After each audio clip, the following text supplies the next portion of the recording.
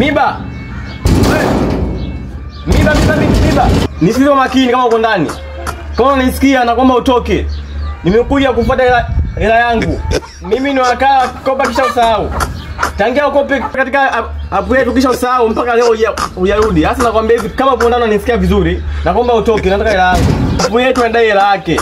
App yetu akopa kisha usahau na kwambia hivi hapa bila mimi stoki. La sivyo mlango unang'oa, nyumba yenyewe neka bondi, hizo bati kuni. Wewe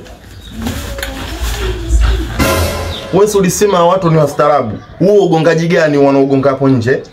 Afu ni watu wako wa mikopo hao. Sasa ndio unyanyuko kamalizane nao. Kaka, yani niliponzeka tu kwa lile jina lenyewe moyo lilikuwa lina mvuto. Kopa na usifanyeje tena ungeshindwa kukopa ndugu yangu. Yaani na ulivyojificha nyuma ile panzia, yani kama padri mwenye madeni yani. Unampuka sasa mpaka mtu asikie kwa sisi tupo ndani huko. Au cha msingi ni shauri tunafanyaje sasa? Mimi hapo nishadanganya, tunafanyaje sasa? Yaani hapo hakuna cha kufanya. Hapa ni kutoka mbio mpaka Uganda kuuza figo. Unanielewa? Figo, yani kama figo zimeoza hizo ndugu yangu, unakuja kufungwa.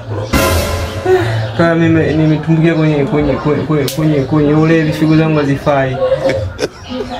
Nenda kama nizani nao sasa kama figo mbovu nenda.